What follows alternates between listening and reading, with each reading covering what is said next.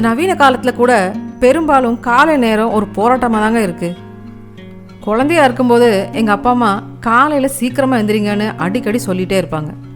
ஆனால் நாங்கள் வழக்கமாக ஃபேன் ஆஃப் பண்ணதுக்கப்புறம் தான் எந்திரிப்போம். உங்களை சில பேர் சிரிச்சிட்டே தலையாட்டுறது எனக்கு தெரியுது. வளர்ந்து பெரியவங்க ஆனதுக்கப்புறமும் நம்ம இன்னும் கொஞ்ச நேரம் தூங்குறதுக்காக அலாரத்தை ஸ்னூஸ் பண்ணுறோம். ஆனால் சமீப காலமாக இந்த 5 AM கிளப்காரங்க ரொம்ப சத்தம் போடுறாங்க. அங்கே என்ன தான் பண்ணுறாங்கன்னு நான் இன்றைக்கி பார்க்க போகிறேன். அங்கே என்ன நடக்குதுன்னு தெரிஞ்சுக்க நீங்களும் ஆர்வமாக இருக்கீங்களா? அப்போ வாங்க. அனைவருக்கும் வணக்கம். books.comோட மற்றொரு சுவாரஸ்யமான எபிசோடில் மீண்டும் உங்களை வரவேற்கிறேன். இது ஒரு புக் ரிவ்யூ பாட்காஸ்ட். அப்புறம் நான் உங்கள் ஹோஸ்ட் சுபாஷினி. இந்த எபிசோட் இங்கிலீஷ்லேயும் ஹிந்திலையும் இருக்குது.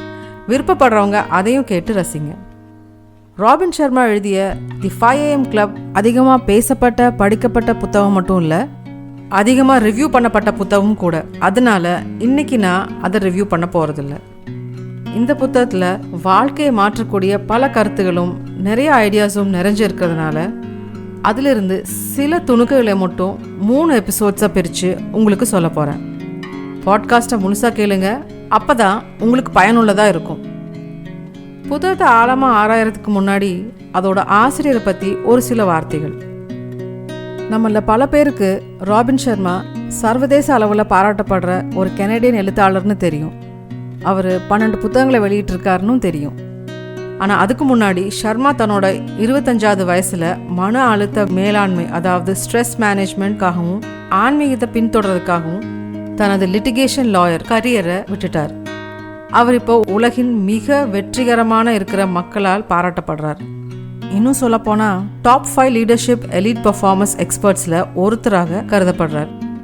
அது மட்டும் இல்லைங்க, ஒவ்வொரு தி 5 AM கிளப் பிரதியிலிருந்து வர ராயல்ட்டியிலிருந்து ஒரு பகுதி தொழுநோயால் பாதிக்கப்பட்ட குழந்தைகளுக்கு உதவ அனுப்பப்படுது. வாங்க இந்த 5 AM கிளப் சம்மரியை கேட்கலாம். தனது வாழ்க்கையை முடிச்சுக்கணும்னு நினைக்கிற ஒரு இளம் ஆண்டர்பிரினர் கிட்ட இருந்து இந்த கதை தொடங்குது. அந்த நேரத்தில் அவங்களுக்கு ஒரு டிக்கெட் கண்ணுக்கு தென்படுது. அது பர்சனல் ஆப்டிமைசேஷன் கான்ஃபரன்ஸ்க்கான ஒரு டிக்கெட், தனிப்பட்ட மேம்படுதல் மாநாட்டுக்கான இன்விடேஷன். புகழ்பெற்ற வணிக குருவான தி ஸ்பெல் பைண்டர் கிட்ட இருந்து வெற்றியின் ரகசியத்தை தெரிஞ்சுக்க துடிக்கும் பல பேர் அந்த மாநாட்டுக்கு வந்திருந்தாங்க. அதில் ஒரு விரக்தி அடைந்த கலைஞரும் இருந்தார்.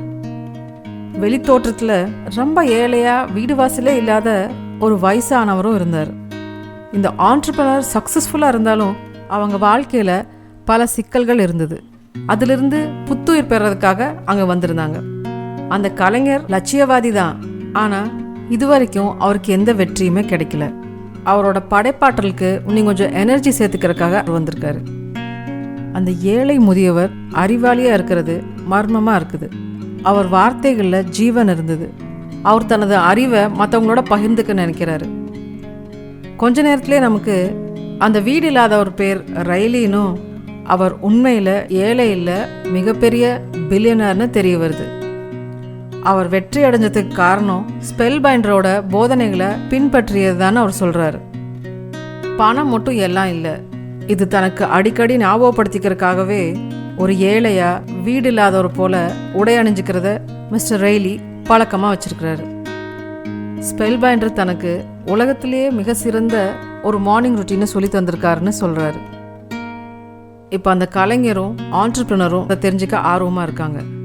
இப்படித்தான் இந்த விசித்திரமான தொழிலதிபர் அவங்களுடைய ரகசிய வழிகாட்டியாக மாறுறாரு. அவர் ஒரு விமானத்தை வாடகைக்கு எடுக்கிறாரு. அந்த விமானத்தில் இருக்க லோகோ என்னன்னு உங்களுக்கு தெரியுமா? 5AC. இந்த 3 பேருமே மொரீஷியஸ், இந்தியா, இத்தாலி, தென்னாப்பிரிக்கா ஆகிய நாடுகளை சுற்றுப்பயணம் மேற்கொள்கிறாங்க. போக போக இவங்களுக்கு பழக்க வழக்கங்களை எப்படி உருவாக்குறது, விடாமுயற்சி, கவனம் செலுத்துறது போல பல விஷயங்களை கற்றுக் கொடுக்குறாரு.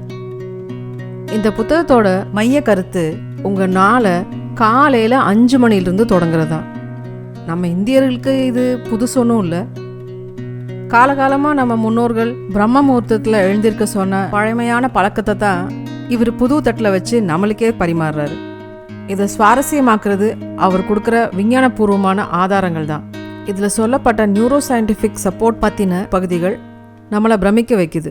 சிறந்த செயல்திறனுக்கு தேவையான 10 தந்திரங்கள் பல பழக்கங்கள் மற்றும் பல்வேறு குறிப்புகளை ஷர்மா நம்மளுக்கு தராரு. இந்த டிப்ஸ், இந்த பழக்க வழக்கம்லாம் 5 மணிக்கு எந்திரிக்கிற அசௌரியத்தை பயன்பாட்டுக்கு கொண்டு வர உங்கள் திறமையை சார்ந்து இருக்குது.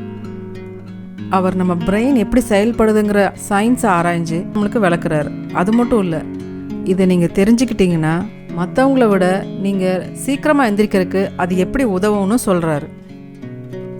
ஆரம்பத்தில் அவர் ஒரு 3 ஸ்டெப் ஃபார்முலா சொல்கிறாரு.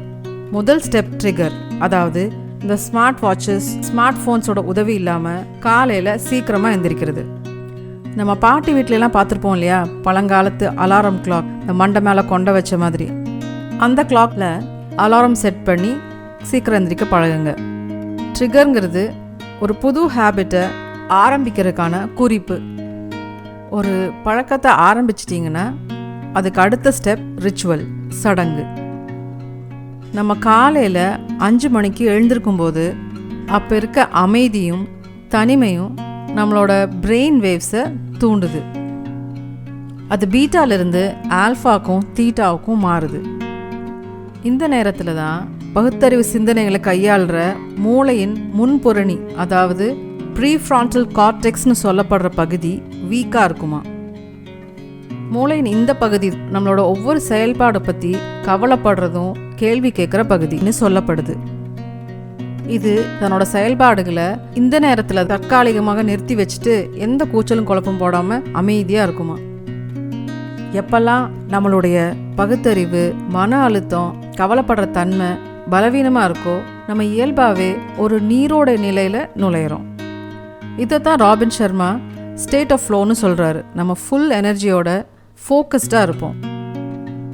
இந்த பழக்கத்தை தக்க வச்சுக்கிறதுக்கு ஒரு குறிப்பிட்ட சடங்கை ஃபாலோ பண்ணுங்கள். 3வது ஸ்டெப் ரிவார்டு அல்லது வெகுமதி. வழக்கமாக நம்ம புதுசாக ஏதாவது தொடங்கும்போது நம்ம மூளை அதை தள்ளி போடுறதுக்கான எல்லா முயற்சியும் பண்ணும். நம்ம எடுத்திருக்க வேலையில் இருக்கிற தீமைகளை பற்றி எல்லாம் அது நமக்கு சொல்லும். இந்த விஷயத்தில் அது என்ன சொல்லும்னா, வெளியே பாரு, இன்னும் விடியவே இல்லை, இருட்டாக தான் இருக்குது, டேங்கப்பா வெளியே ஒரே குளிராக இருக்குது, இப்போ போய் எந்திரிக்கணுங்கிறையே, இல்லைனா நேற்று ராத்திரி நீ சரியாகவே தூங்கலை, இந்த பாரு பெட் நல்லா வசதியாக இருக்குது, இன்னி கொஞ்ச நேரம் தான் தூங்க. இப்படியெல்லாம் அது நமக்கு ஆசை காட்டும். ஆனால் நீங்கள் ஏமாந்துடாதீங்க. உங்கள் உறுதியான எண்ணத்தை விட்டு கொடுத்துடாதீங்க. இதுக்கு எப்படி நீங்கள் தீர்வு காணலான்னா, இப்போ சீக்கிரமாக எந்திரிச்சதுக்கு உனக்கு மத்தியானம் ஒரு ரிவார்டு உண்டுன்னு சொல்லி ப்ராமிஸ் பண்ணுங்கள். இல்லைன்னா சாயந்தரம் சீக்கிரமாக வந்து தூங்கிடுவீங்கன்னு அதுக்கிட்ட சொல்லுங்கள். இந்த மாதிரி வாக்குறுதிகள்னால நீங்கள் இந்த எண்ணத்தை அமைதிப்படுத்திடலாம். இது ஒரு வழக்கமாக மாறுற வரைக்கும் நீங்கள் உங்கள் மூளைக்கு இந்த மாதிரி சின்ன சின்ன நஷ்டீடுகளை கொடுத்துக்கிட்டே இருங்க. வெகுமதி மகிழ்ச்சிகரமாக இருந்ததுன்னா மூளை தானாகவே மீண்டும் மீண்டும் நீங்கள் சொல்கிறத செஞ்சுக்கிட்டே வரும். நியாயமான முறையில் பயிற்சி செஞ்சுட்டு வரும்போது நாள் முழுவதும் நம்ம அதிக கவனத்தோடு செயல்படுறது மட்டும் இல்லை, நம்மளோட உற்பத்தி திறனும் அதிகரிக்கும். வரலாறு முழுவதிலும் இருக்கிற பல ஜாம்பவான்கள், நாவலாசிரியர் ஜான் கிரிஷாம்லேருந்து இசையமைப்பாளர் மொசாட் வரைக்கும் காலையில் 5 மணிக்கு எழுந்திருக்கிறப்ப இருக்கிற ஏகாந்தமும் தனிமையும் நம்மளுக்கு பல மடங்கு நல்ல விளைவுகளை கொடுக்கும்னு தன் அனுபவத்து மூலமாக கற்றுக்கிட்டாங்க. நம்ம ஒவ்வொருவருக்குமே ஒரு குறிப்பிட்ட அளவு தான் மென்டல் கெப்பாசிட்டின்னு சொல்லப்படுற காக்னிட்டிவ் பேண்ட்வித், அதாவது மனத்திறன் இருக்காம். ஒரு நாள் முழுவதுமே பல விஷயத்தில் நம்ம கவனத்தை செலுத்துகிறோம். அது நம்ம வேலை பார்க்குறதா இருக்கலாம், நியூஸ் பார்க்குறதா இருக்கலாம், மற்றவங்களோட பேசுகிறதா இருக்கலாம், இல்லை சோஷியல் மீடியாவை பார்க்குறதாவும் இருக்கலாம். மத்தியானம் ஆக ஆக இந்த பேண்ட்வித் பேட்ரி மாதிரி ட்ரெயின் ஆயிருமா. சாப்பிட்டதுக்கப்புறம் ஒரு குட்டி தூக்கம் போட்டால் நல்லா இருக்கும்னு தோணும். அதுக்கப்புறம் சத்தியமாக ஏதாவது ஒரு விஷயத்தில் கவனம் செலுத்துறதுனா ரொம்ப கஷ்டமாக இருக்கும். ஒரு விஷயத்துலேருந்து இன்னொரு விஷயத்துக்கு மாறி மாறி கவனத்தை செலுத்திகிட்டே இருக்கிறதுனால தான் நம்மளால் எதுலேயுமே கவனத்தை சரியாக செலுத்த முடியறதில்ல. ஆனால் ஷர்மா என்ன சொல்கிறாருன்னா, நம்ம 5 மணிக்கு எழுந்திரிச்சோம்னா நம்ம மூளை டிஸ்ட்ராக்ட் ஆகாமல் எந்த ஒரு முக்கியமான வேலையையும் சீக்கிரமாகவே சுறுசுறுப்பாக காலையிலே முடிச்சிடலாம். சரி, எல்லாம் சொல்கிறீங்களே, இந்த பழக்கத்தை எப்படி வளர்ப்பது? உங்கள் மூளையை சிபியூன்னு நினச்சிக்கோங்க. உங்கள் பழக்கத்தை அதில் பொருத்தப்பட வேண்டிய சாஃப்ட்வேராக கற்பனை பண்ணிக்கோங்க. ஆராய்ச்சியில் என்ன சொல்கிறாங்கன்னா, எந்த ஒரு பழக்கமுமே தானியங்கியாக மாறுறதுக்கு சுமார் 66 நாள் ஆகுமா. இந்த 66 நாட்களை 22 நாட்களாக 3 கட்டங்களாக பிரிக்கிறாங்க. ஹேபிட் இன்ஸ்டலேஷன் புரோட்டோகால் படி முதல் கட்டம் டிஸ்ட்ரக்ஷன், அழிவு. ஏன்னா நீங்கள் உங்கள் பழைய பழக்கங்களை அழிச்சிட்டு புதிய பழக்கங்களை செயல்படுத்த முயற்சி செய்ய போகிறீங்க. அது கிட்டத்தட்ட உங்கள் கம்ப்யூட்டரை புது சாஃப்ட்வேருக்காக தயார்படுத்துகிற மாதிரி தான். இந்த கட்டத்தில் நீங்கள் உங்கள் மூளைக்கிட்டிருந்து கடுமையான எதிர்ப்புகளை சந்திக்கலாம். நான் ஏன் சீக்கிரம் எந்திரிக்கணும்னு அது உங்களை கேள்வி கூட கேட்கலாம். ஒரே சீராக தினம் சீக்கிரம் எந்திரிக்கிறது கஷ்டமாக இருக்கலாம். ஆனால் இதுதான் உங்கள் மன உறுதியை சோதிக்கிற காலகட்டம். மக்கள் தொகையில் 95% மக்கள் தோல்வி அடைகிற காரணம் அவங்களோட கம்ஃபர்ட் ஜோன்லேருந்து வெளிவராதது தான் சர்மா சொல்கிறார். 5% பணக்கார வெற்றியாளர்களில் ஒருத்தராக நீங்கள் இருக்கணும்னா நீங்கள் உங்கள் கம்ஃபர்ட் ஜோன்லேருந்து வெளியே வந்து சேலஞ்சஸை ஃபேஸ் பண்ணி தான் ஆகணும். நீங்கள் உங்கள் இலக்கை அடையணுங்கிறதுல எவ்வளோ தீவிரமாக இருக்கீங்கங்கிறது நீங்கள் அதுக்காக என்னெல்லாம் கஷ்டப்படுறதுக்கு தயாராக இருக்கீங்கிறது தான் தீர்மானிக்கும். பேஷன்கிற இங்கிலீஷ் வேர்டோட லாட்டின் ரூட்டை போய் பார்த்தா அதோட அர்த்தமே டு சஃபராம். அப்போ உங்கள் பேஷன் அடைய நீங்கள் கொஞ்சம் கஷ்டப்பட்டு தான் ஆகணும். அடுத்த 22 நாட்களை அவர் இன்ஸ்டலேஷன் ஸ்டேஜ்னு சொல்கிறாரு. இந்த கட்டம் தான் இருக்கிறதுலே சவாலான கட்டம்.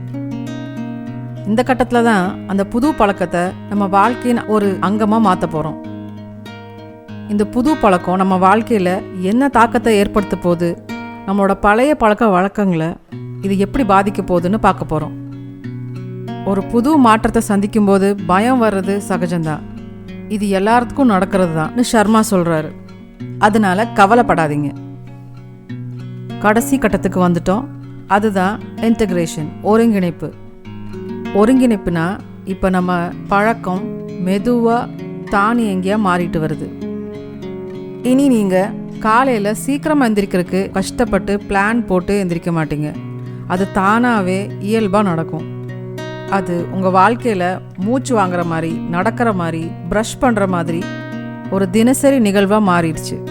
சரி, 66 நாள் முடிஞ்சிருச்சு, சந்தோஷம்னு அலட்சியமாக இருக்காதீங்க.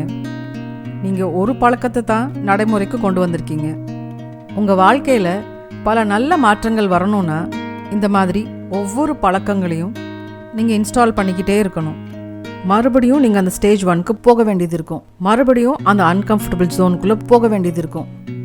எந்த ஒரு மாற்றமுமே முதல்ல சிக்கலாக இருக்கும், நடுவில் கொஞ்சம் குழப்பமாக இருக்கும், ஆனால் முடிவில் ரொம்பவே அழகாக இருக்கும். இது திரும்ப திரும்ப பண்ண உங்கள் வாழ்க்கையும் சூப்பராக மாறிடும். சர்மா சொல்கிறாரு, இப்போ உங்களுக்கு எளிமையாக தெரிகிற விஷயம் ஒரு காலத்தில் சிக்கலாக இருந்திருக்கலாம். அதே போல் விரைவில் நீங்கள் காலையில் சீக்கிரமாக எந்திரிக்கிறதுக்கு பழகிடுவீங்கன்னு சொல்கிறாரு. உலகத்தில் இருக்கிற 5% வெற்றி பெற்ற பணக்காரர்களில் ஒருத்தராக நீங்கள் ஆகணும்னா மற்ற 95% மக்கள் செய்ய விரும்பாத விஷயங்களை நீங்கள் செய்ய தொடங்கணும். உங்கள் கவனத்தை டர்போ சார்ஜ் பண்ண விரும்புகிறீங்களா? உங்கள் உடம்பை ஆரோக்கியமாக ஃபிட்டாக வச்சுக்கணும்னு ஆசைப்படுறீங்களா? இல்லை தினசரி உங்களை ஒரு சிறந்த மனிதராக பார்க்க நினைக்கிறீங்களா? அப்போ books.com இணைந்திருங்க. எலீட் பர்ஃபார்மர்ஸோட அதிக அறியப்படாத சில ரகசியங்களை உங்களுக்கு அடுத்த எபிசோடில் சொல்ல போகிறேன். நீங்கள் இதுவரை கேட்டது ராபின் சர்மாவின் த 5 AM கிளப் புத்தகத்தின் முதல் பாகம். உங்களுக்கு இந்த எபிசோட் பிடிச்சிருக்குன்னு நம்புகிறேன். books.com ஃபேஸ்புக், இன்ஸ்டாகிராம் மற்றும் யூடியூப் சேனலை ஃபாலோ பண்ணி இந்த எபிசோட் பற்றின உங்கள் கமெண்ட்ஸை ஷேர் பண்ணுங்கள். உங்கள் ஃப்ரெண்ட்ஸுக்கு books.com பற்றி சொல்லுங்கள். கடைசி வரை இணைந்திருந்ததுக்கு நன்றி. அடுத்த எபிசோடில் உங்களை சந்திக்கிறேன். அதுவரை சாயோனாரா.